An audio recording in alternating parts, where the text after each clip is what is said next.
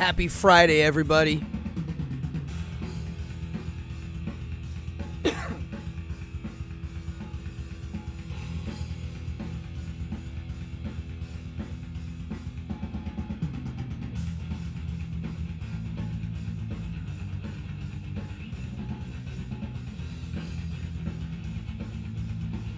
All right, folks. Let's have a little bit of Memento Mori tonight.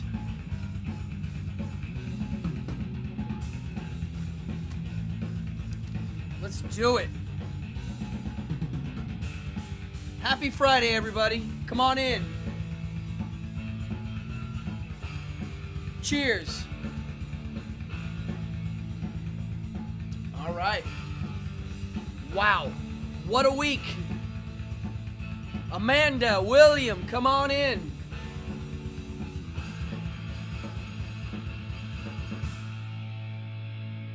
Okay. Let's go straight to the vinyl and on to the show. It's Friday night, everybody. Happy Friday. It is my pleasure to be here. It is evening hour, episode 23, and tonight I call it Death Awakens. Yeah, every time somebody dies, it wakes me up. And a lot of people I admired died yesterday. Yeah. So we got lots to chat tonight. Before that, let's see here. Episode 23, folks. I've been doing this now for a while. It's crazy. I really like doing these shows, so if you guys are having fun, just hit the subscribe button and hit the notify bell. It's the least you can do. The donations rule.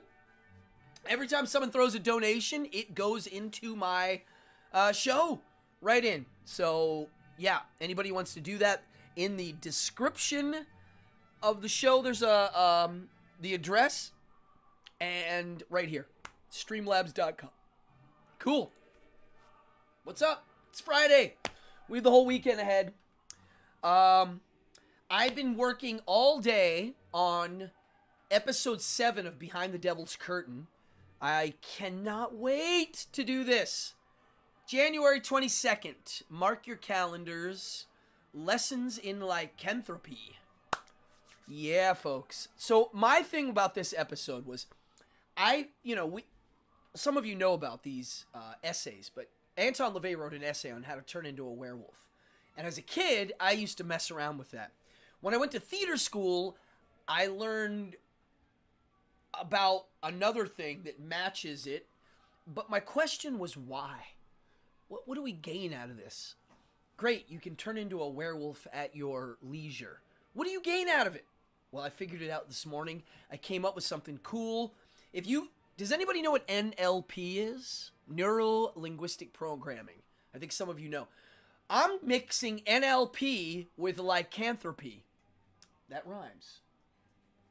NLP with lycanthropy. It's a weird rhyme. Anyway, I've tapped into some weird stuff that's my own stuff that I've been tooling with. And today, I spent a lot of time working on that. Formulating my own opinion and technique. So, if you're into werewolves, if you're into theater, if you're into mask work, if you're into ritual and the occult, you're going to love this episode. William knows about NLP. It's a very useful tool to use. NLP is lesser magic in its finest form, folks. For those of you that don't know what it is, look it up. I am not a master of it, yet I use it all the time. I just don't know how to describe it, what I'm doing sometimes. I have a couple friends. I don't know if Rick Sherman's in here. He's in here all the time. He's read a lot more than I have. He spent a lot of time on it. And he has taught me a lot. I don't know if you're in here, Rick. So I use a lot of NLP already just as a magician. You naturally start to do it. And for those of you that don't know what it is, we'll chat about it next week. I'm not doing a show on NLP. I'm just using some of the techniques in learning how to become a werewolf. So, and I'm not kidding. you're going to learn how to turn into a werewolf if you so desire. So I worked on that today. I also did, in my philosophy study, I jumped into Epicurus today a bit. And the thing that I was thinking about was, and he mentioned this, I think he kind of knew this, Epicurus. This is 300 BC, folks.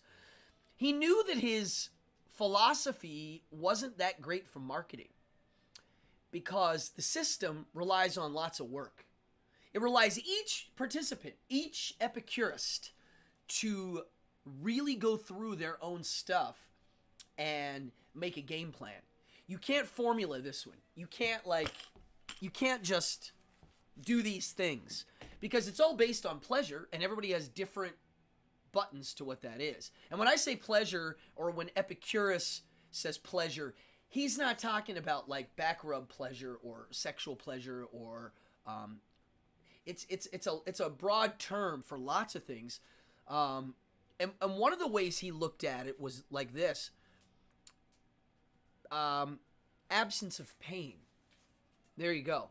So that doesn't mean feel good, like, I feel wonderful. It just means absence of pain.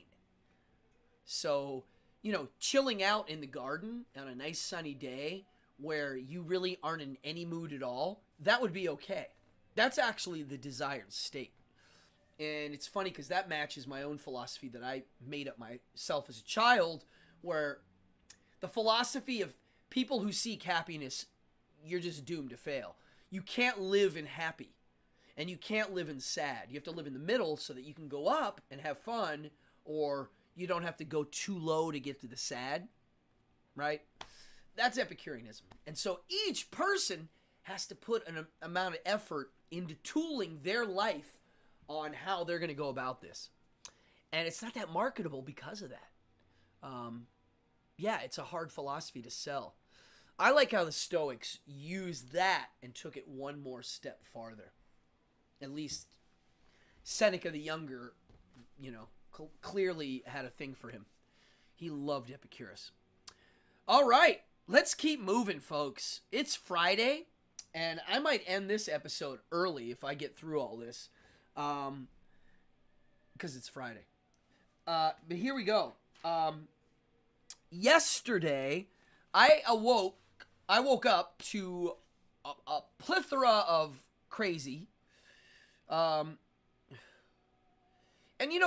let's not forget, we're all shocked when people die, which is kind of ironic because we all have it coming. And it happens all the time for a myriad of reasons all over the place. But when it all happens really quick, the old people die in threes thing. Well, yesterday, for me, it was in the fours. The first thing I heard was Sigfried of the great Sigfried and Roy magic duo. He died from pancreas cancer, which is one of the roughest ones if you get it, because it gets you like that. And I wanted to talk about Sigfried today, because he's definitely in my top 5 magic acts of all time. Also, another magician died, one that I knew in passing. I wasn't good friends with the guy, but I met him a million times, and I saw his lectures, was David Roth. Not to be confused with David Lee Roth, the rock and roller who we all love and adore. He's still alive. His partner died, Eddie Van Halen, but David Lee Roth is still alive. The magician David Roth is known for coin magic. He was a coin... God, this incense is really strong. Jesus, look at this. Good Lord. I don't know if you can see this. Shit's pouring. And the thing's hot. Pardon. I'm an incense freak. But this one's like, look at this. It's a little out of control. David Roth was known for being a master sleight of hand guy with coins. And his style of magic show was very niche, even in the magic world, because he created these little vignettes of magic that were mildly interactive. They were almost like a performance art piece where you just watched this poetic piece of magic. And he did it usually seated at a table. It's a unique format for a magic show. Anyway, he was the king of it all. He was the guy. He was famous for being able to palm coins off of flat tables. I got to see him lecture once, and I got to hang out with him many times in magic shops. And I know a lot of friends that were close with him. So to all my friends that were close with him, yeah, I'm sure it sucks. You guys lost a library. Whenever someone dies, you lose a library. And that guy was a mega library. So, but he left us with a lot of knowledge, wisdom, and creativity.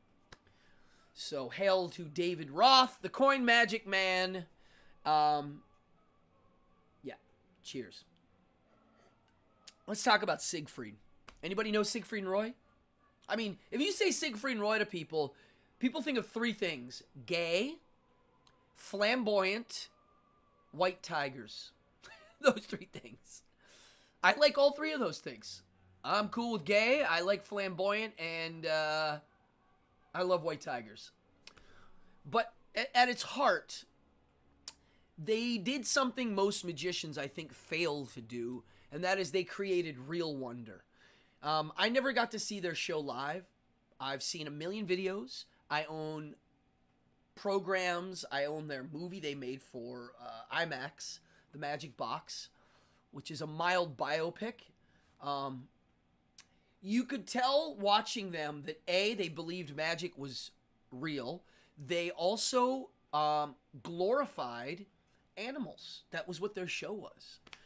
And I heard a really good... I'm going to talk about them for a little while here. A lot of people think the tiger attacked Roy, and that's why he got messed up. And that is not what I hear from my inside friends. I heard that Roy had a stroke on stage, and the tiger was getting him out. That's why he didn't kill him. And Sigfried was the magician of the show. Roy was the animal trainer, right? That's what he brought. And the thing that I always liked is I remember when the animal rights people went after them. Because Sigfried and Roy are the reasons why the white tigers weren't extinct. I mean, they kept them in they bred them. They always said, yes, it sucks that we have them in captivity, but people have to see them with their own eyes. Because if they don't, they won't give any money. That's how you get money out of people. That's how you get them to donate money for Wildlife Fund. When they see them live in the show, there's a big bucket in the lobby of the theater that says "Save the Animals," and people throw it in, and they would use it. They did raise a lot of money. But their show, the great magician Jeff Sheridan said this to me. He goes, every magician needs to glorify something,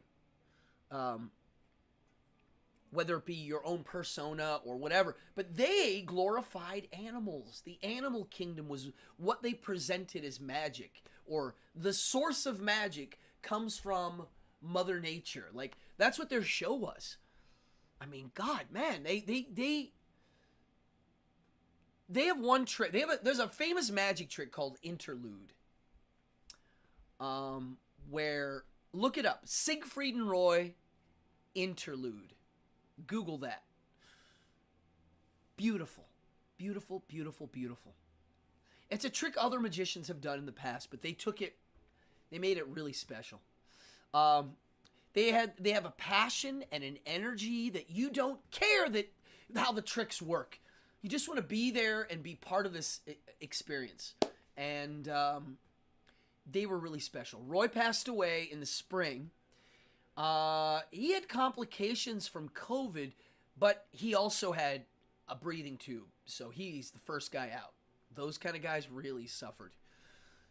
His breathing tube was because of the tiger incident that happened 15 years ago. And Sigfried just passed away recently. And I really admire what they did for magic, who they were. If you want to see something amazing, look up the cartoon Father of the Pride. It's the Sigfried and Roy cartoon you don't know about. That was a major network show that I think only got one season. And John Goodman plays one of the lead actors in it. So it's a mega cast with a Sigfried and Roy. So here's what it is. It's called Father of the Pride. I'm going to order the DVD as soon as I get off here. Um, and it's about the animals in the Siegfried and Roy show, and they live in this magic garden, which is the zoo. And Siegfried and Roy just come in and out once in a while, and it is outrageous. Whoever wrote it and directed it, they're making fun of Siegfried. I mean, Siegfried and Roy had a sense of humor of their flamboyance, clearly. And I like that a lot. Yeah. If I pick 5 of my favorite magicians of all time, Siegfried and Roy are in there. Clear as day. Top 5. Yeah. I can't believe they're gone. Both of them are gone now. In 1 year. Wow. Memento Mori. Could be you next. And then we lost, yesterday, Fred Rogers, his wife. Mrs. Rogers. Now, I never got to meet her. I got to meet Fred when I was younger. I got to meet him. I got to go to his office. I got to be he was around while I was shooting a project. So he was there for like a week. And I never met his wife, but there's that old saying, behind every good man, there's a good woman. Well, I think she was that lady. From what I gather from interviews and hearing him, she was a very good partner for him. Has anybody seen the movie, the Tom Hanks Fred Rogers film? If you haven't seen it, I highly recommend it. It's very accurate to who he was. It might seem even far-fetched, and I remember I read somewhere that they weren't going to include certain things because they thought no one would believe it. So, yeah, Fred Rogers was special, and his wife clearly was special. Anybody that would be married to somebody like him. And I remember hearing him talk about her, too. Yeah, Mrs. Rogers. You should see the film. Tom Hanks. I stopped seeing Tom Hanks, which is kind of hard to do when I saw it. And it's one of the best movies I've ever seen. I'll say it straight up. It choked me up like nothing else. Now, I choke up pretty easy in films, but this one was, really powerful. Beautiful story, and yeah. So when I saw she passed away, I was like, wow. And then the other one that we lost yesterday, which is getting a lot of love online, I see it. We lost Sylvain from the New York Dolls. He's one of the founding members. I got to meet him on a few occasions, and I got to open for the New York Dolls in 2008, 9, 10. I can't remember. 2008, 9, 10, somewhere in there. I was with Karen Black, and we opened for them at the Warsaw, and it was awesome. Sammy Yaffa was on bass for that one too, and I love that guy. But yeah, the New York Dolls, folks. Let's get real here. People don't realize how influential they were. They were the ones that started the tree. If it wasn't for them, we wouldn't have the Ramones, the Misfits, none of these guys. The Dolls were the ones that all the weirdos liked.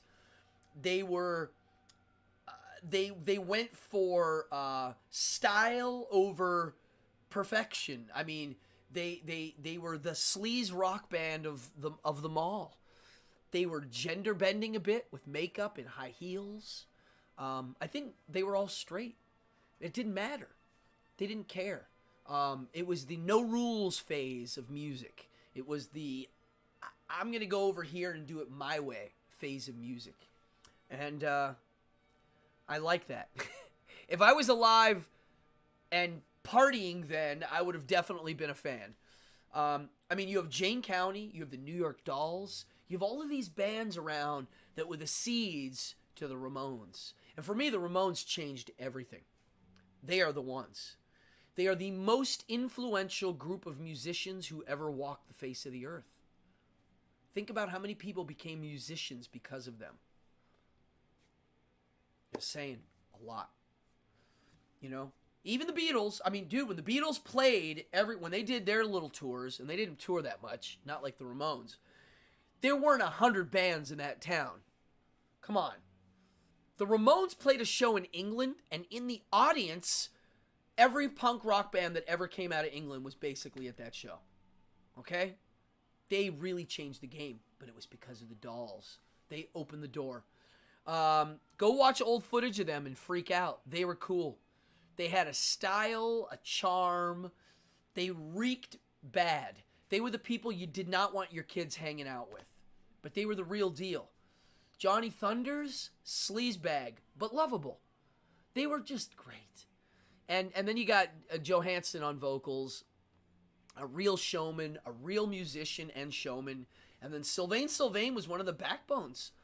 I got to see, the last time I saw him was it must have been 3 years ago.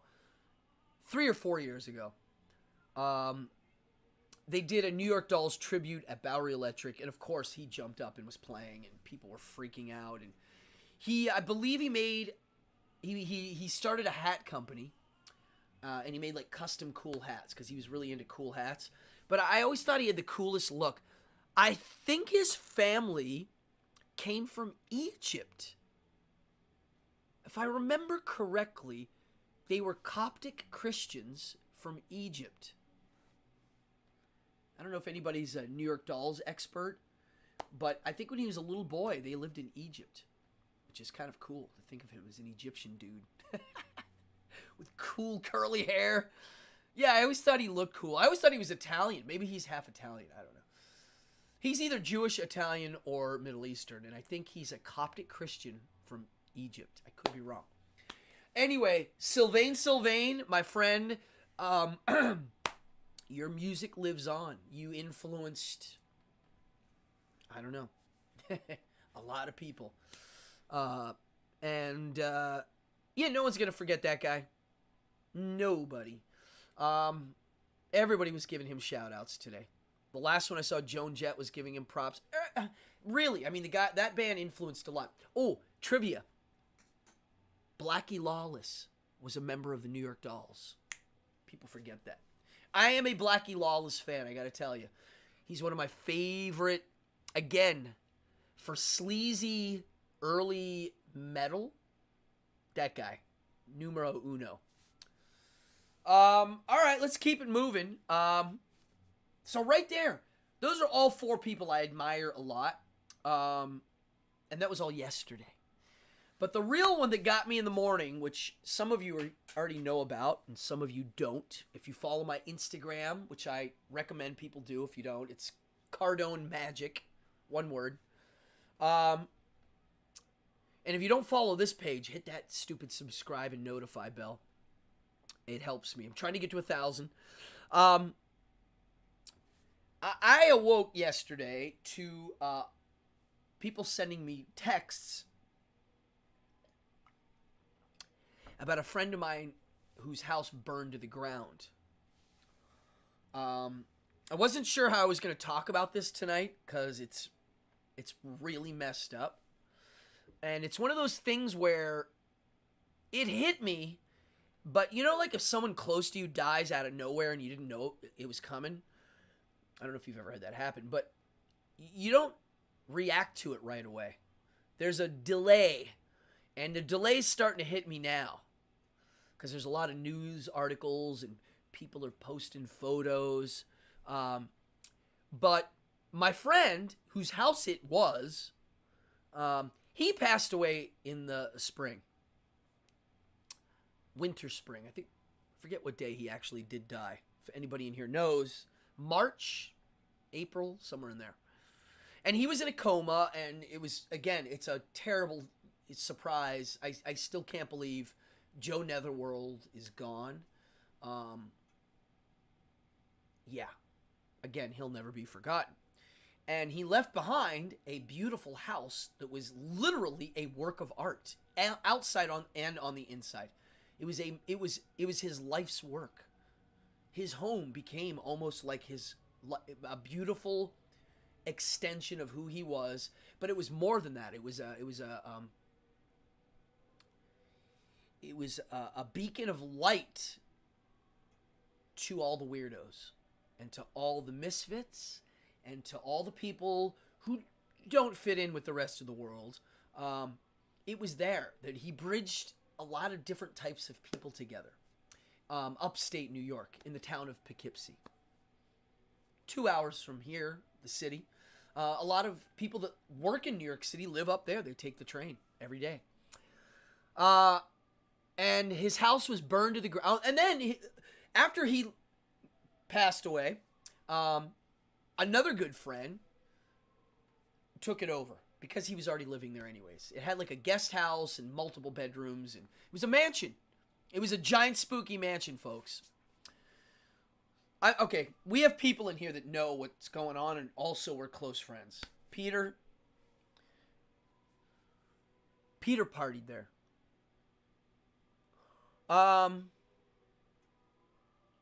So anyway, we've come to find out, and I wasn't gonna talk about it much, but it was an arson, and it was done on purpose. And you can see in the video, a guy in pretty nondescript clothing run on the porch with two massive jugs. They look like they're about that big, and you see him run off, and then there's like an explosion of sorts. And my friend they were home when it happened. So that's an attempted murder. And the house is burned. It's gone. Everything inside's gone. The frame is there. I posted a video today on my Instagram. A little snippet of the things that would go on at this house. The soirees of sorts. Peter, you're in the video, I think. I think you're in the Congo line. There's a part in the video where you see there's like a Congo line. I mean, it was a magic house. It was real. Witches and warlocks from all over the world partied there. We danced, we laughed. But I don't think the person that did it realized the types of people that are going to be upset and mad. We're all the type that don't forgive so easily. And I think we're going to turn up the heat. And whoever did this, will catch them. I don't think they realize how much bad luck is about to befall. When you have a certain group of people that aren't afraid to show their fangs occasionally, yeah, I don't think they realized what can of worms they opened.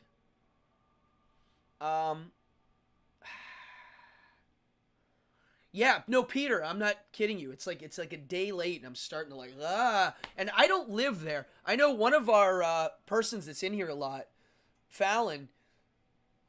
Like, some of these people live right there, and they also have very distinct houses, and they also are members of the part of society that do their own thing and don't bother anybody, and that means they're now a target too.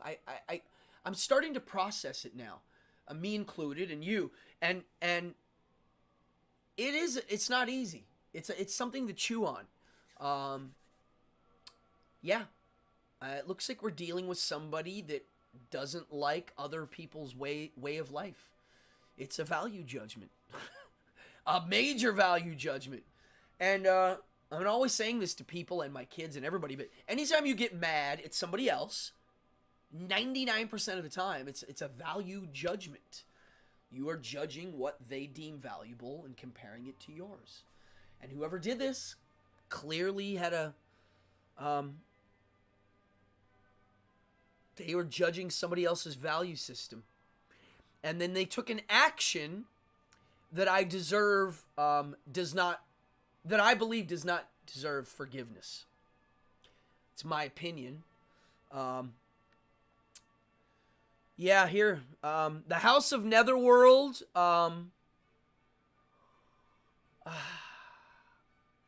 yeah.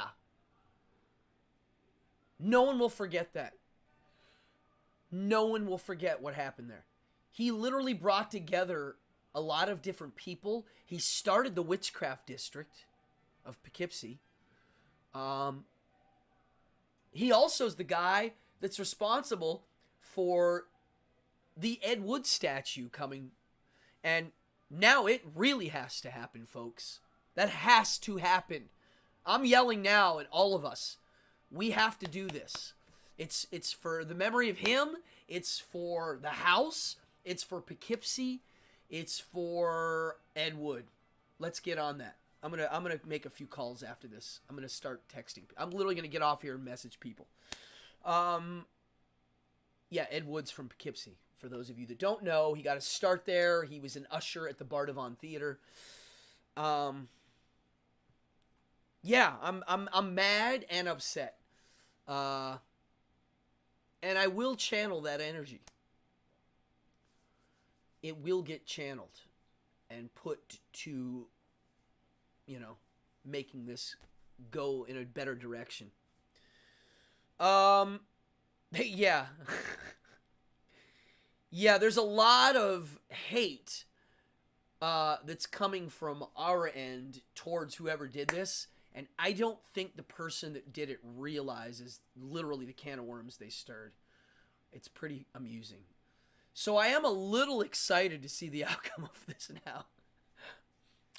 But yeah, my advice to all who are involved, and all that are right there near it, because some of y'all are right beside it, okay, is to breathe deep, keep your eyes open, and be patient. Patience is the hardest thing to learn about the way I work and the way a lot of us work. If you are doing intention-based rituals or intention-based lesser magic or whatever you want to call it, you have to be patient. You have to have confidence and patience. And that's my advice. Confidence and patience, and those are gold. And they're not easy. They're the hard ones. Patience is not easy. That's one of the hardest things to learn how to be. I don't know how to teach it. I don't know what other way there is to teach patience. But it takes effort. So for those of you out there that are upset and angry, and me included, I'm constantly telling myself, just chill out, be patient, focus. But don't take action. You still have to take action. So let's see what happens. The person who did it is out there. We all saw it on video. We know it's an arson. Yeah. And it's an attempted murder. Whoever did it knew there were people that lived there. So how would they know children weren't there? I've stayed in that house many times. And I could have been there too. Anybody could have been there sleeping and not been able to get out. William says timing and balance factors. Well, timing's everything.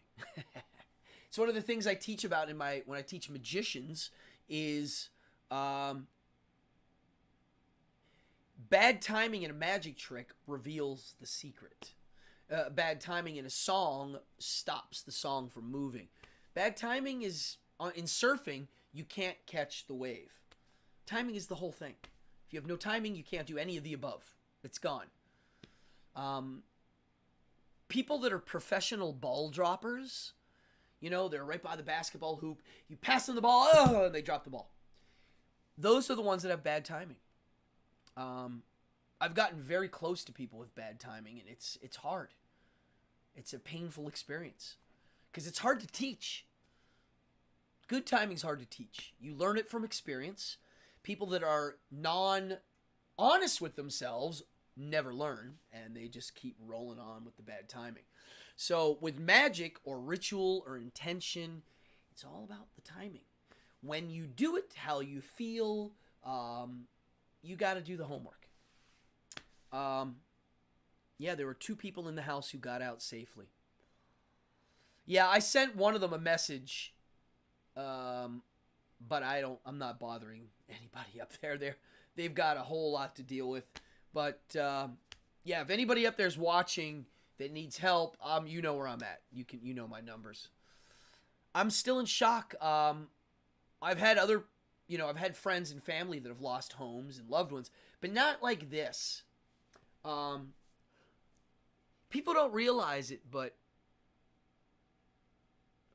we live in a time where if you have a different ideology or a different belief system or a different value system, how toxic it is right now. One of the reasons why I think it's toxic right now, a lot of people like to blame our leaders, but I always go one step above them because our leaders are usually influenced by other strings. There's like tiers to these things. I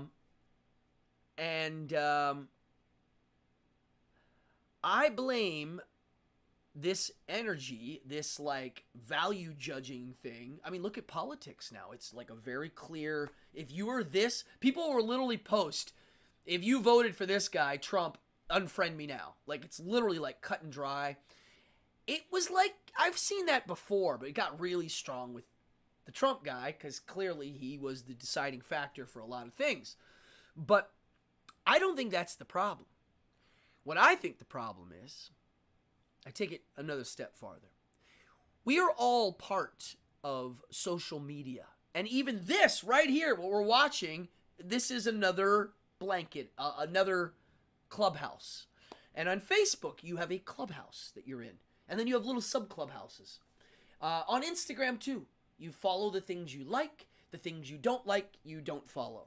This is human nature. This is neuroscience. This is the lizard part of our brain in work, okay? Those people realized that if they box you off even more, that your dopamine blasts are even better, okay? They figured this out.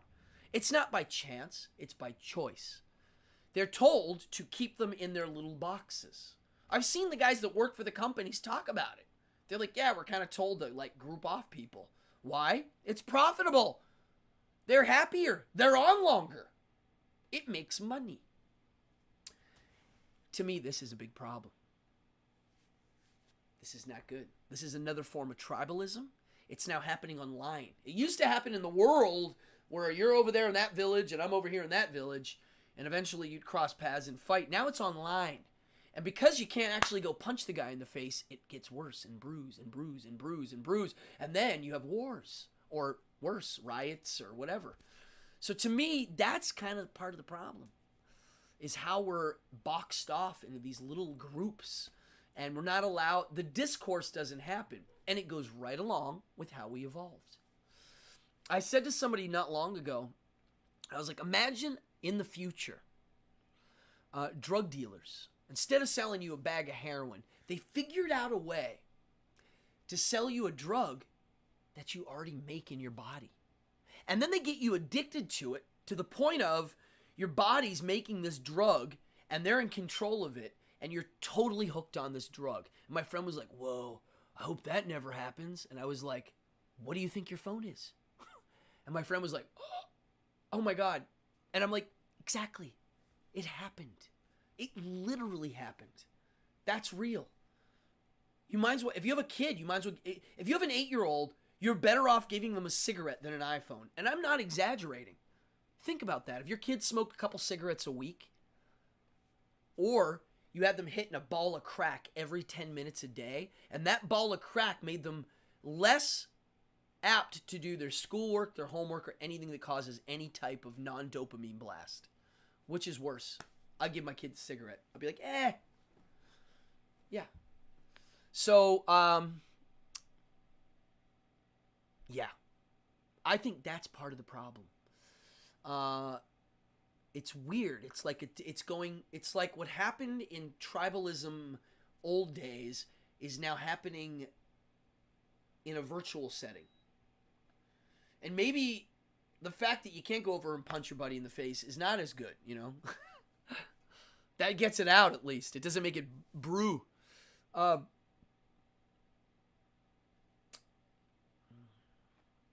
Yeah. Well, big tech is calling a lot of shots. whenever you have third parties involved in communication, and then that communication becomes the basic only means of communication, things have to start changing. That means the Constitution should apply. And big tech is lobbying, and they get people in. You see, I don't know why I'm explaining this. Big tech has a lot of power. Think about right now. I always do this when I'm doing the show, but I really want you to think about this. How many people are involved with you seeing me right now? How many different private companies? Google and all the things involved and all the programs I'm using to talk to you. And at any moment, one of those could say, I don't like you. Your values aren't mine, and your values make me not make any more money, so get out. Right? At any one moment, any one of these groups could do that to me, and that's it. Bye. You can't see me anymore.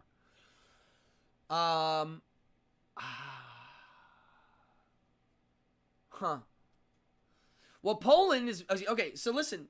Interesting. William Nemeth says, Poland is making laws so you cannot be banned on social media. I see a news article yesterday in response to people being banned on... Yeah, well, okay. Could do a whole show on this. I'm not for anybody getting banned on any media. The fact that they're banning people that they don't like, I don't like this at all. Even if they're spouting lies and nonsense. It's funny because Poland has blasphemy laws. They don't have free speech laws in Poland. We're the only... I think the U.S. is the only people... We have the best free speech laws, if I have to say. Europe's got wonky stuff. Canada has wonky stuff. Poland has blasphemy laws. And the band Behemoth, that guy, Nurgle, I think he got nailed for it. He got in trouble. So, like, burning a Bible, breaking a crucifix. You can get arrested for that. It's offensive. I'm not into that at all. I'm very pro-speech. All speech. Bad speech, good speech, love speech, hate speech. All speech. And the banning and the censoring for me is, even though they're private companies, it's got to change because it's the main means of communication. If you have something to say, it basically means now you'd have to be the town crier for it to be real speech, meaning you're on your porch just yelling with a megaphone because there's so many parties involved. CB radio is interesting. You don't need any other party. It's just, if you have a radio and your buddy has a radio and you both have power, electricity would be the only third party. But you can generate it, with a crank or whatever. If you have a radio and I have a radio, we can talk. No one's involved. Other people can listen, but they can't stop it. With the internet, very different. Yeah, it's interesting. So, yeah, they do. Look it up. Look up Behemoth, the metal band, blasphemy law. They pushed the envelope. Yeah, Behemoth's from Poland, the band. I do like them. I've seen them live a few times. Very good. Very, very good live performance. Musically evolved band. Yeah. They took black metal and made it even more, Thoughts? Anybody? Words? Thoughts? Anybody want to say anything about Joe? I mean, Joe Netherworld, I'm going to show you right now. I'm going to stand up and point to something. I met a lot of people because of this right here, folks. This little model kit of Vincent Price.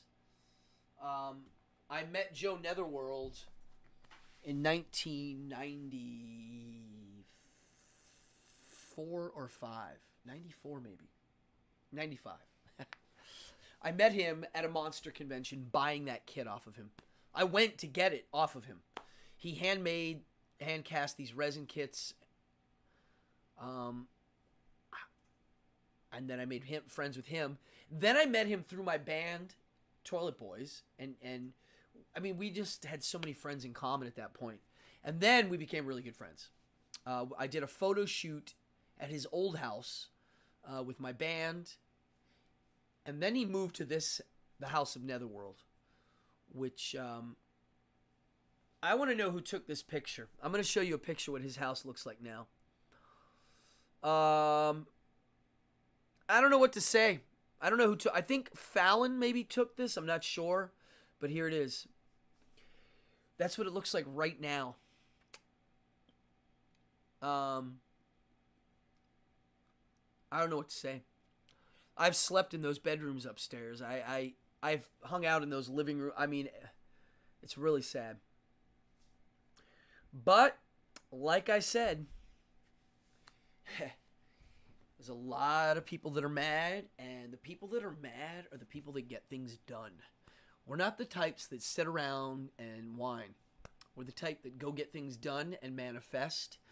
And if we manifest retribution, it will happen, and I believe it will, for sure. Yeah, online there's a lot of love for Joe Netherworld in his house this week. Yeah, I don't know what to say. I hope Matthew's okay. Matthew is my friend who now has the house.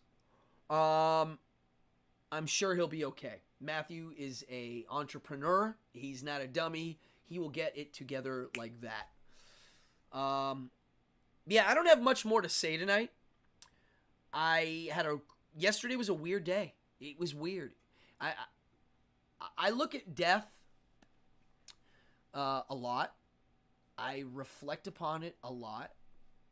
I always did this. It's not like a new thing. And then I come to find out that Memento Mori is one of the, key factors that comes into a stoic life. If you're going to go that route, you have to look at the Grim Reaper and smile and say, yeah, it's coming, and it could be tomorrow.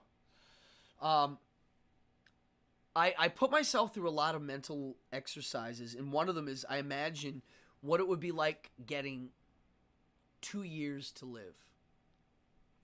Now, 2 years I was recently thinking about, because 6 months is short.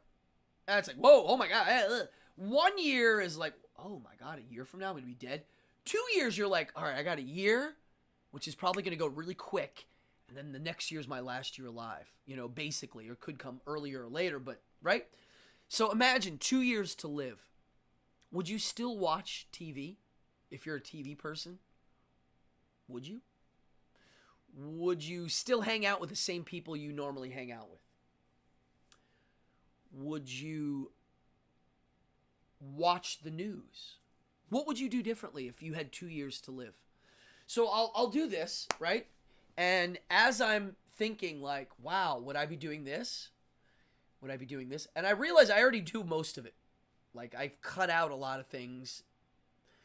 And I basically live like that anyways. Whenever I say bye to friends, I assume I never see them again. Whenever I say bye to my parents, I assume I never see them again.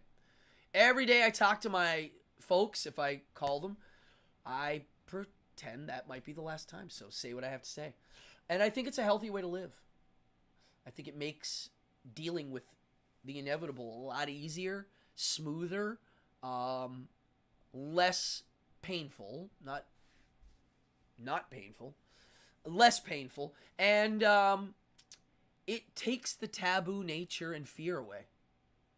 And whenever somebody dies, I do another exercise.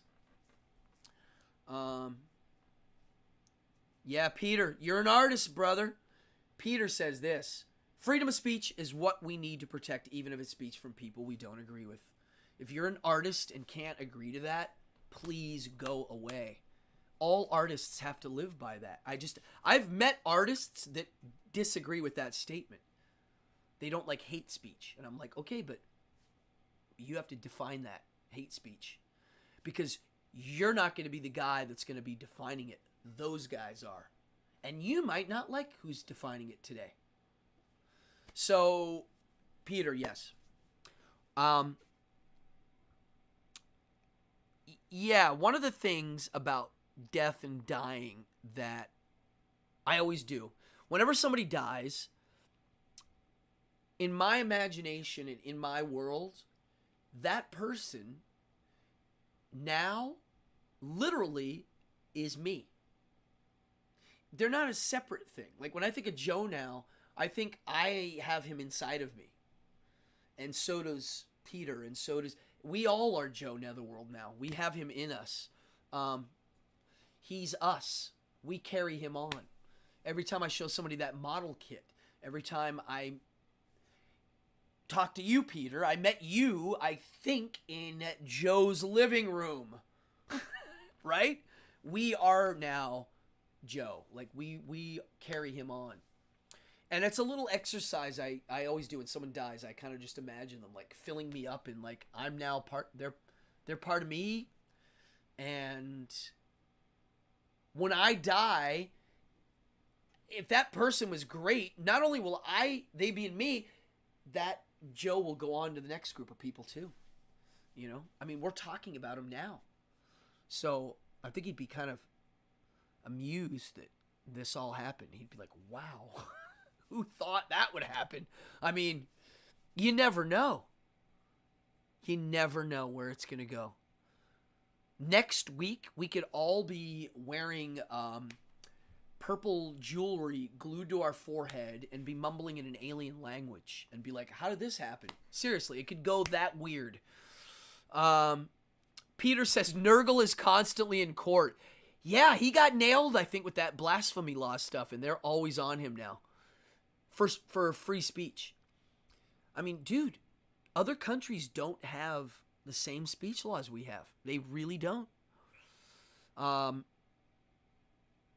Even Germany. Now, Germany banned Nazism, so meaning you can't use the flag. For years, they couldn't even make films about it. They're starting to change it a bit, but there you go. There's a way. If you ban the Nazi flag, how do you make a movie? How do you make a depiction of it? You know, I think it's important. I just think I forever will be a free speech guy. Yeah, Joe is truly one of the most well-rounded and interesting people I've ever known. I agree. I agree. Yeah. What did Joe Netherworld say he was? He was like, he came up with a phrase to describe him and his world. He's like the gay Dracula Martha Stewart. Something like that. I was like, wow, yeah, it is. That was him. He was the happy homemaker. With a lean to the diabolical. God, you remember his kitchen? It was a true witch's kitchen. Yeah. Well, Memento Mori, folks. This is it. I could be gone tomorrow. So, on that note, everybody who's watching, raise a glass to life. We got one. As far as I know, we only got one. So let's make the most of it, make the right decisions, and be responsible. Those who are responsible have better, happier lives. And, yeah, be diligent. William said Ireland dropped the blasphemy law. Thank goodness. Yeah. I leave you with this. Let's raise a glass to those who have lived, influenced all of us for the better. Cheers to you. Thank you for doing what you did. I raise a glass to that. To mystery. I raise a glass to all the mysterious things we'll never know about. That's fine. I like it. It's kind of fun. That's what I do for a living. Cheers. And now, I raise a glass. I raise a glass because I want to honor Joe and his memory and his house, and I'm going to honor it by being the best at who I can, living life to its fullest, like Joe would wanted us to all do, and also, whoever burned his house down, I promise you, your actions will come back to haunt you. And not only will they come back to haunt you, they will rot you from the inside in a manner that you have no idea. And I can't wait. So cheers. Cheers to you and your suffering that's about to befall you. Folks, my name is Cardone. This is Evening Hour. If you're new to this channel, subscribe. Hit that bell that says notify me and like the video. When I get to 1,000, the game is going to change. It's going to get cooler. And this has been a great journey. And I like doing it. So it's an honor to be here, and it's an honor to have an audience. So, folks, I'm going to take you out with my outro. And party on, everybody. Party on, Wayne and House in Netherworld.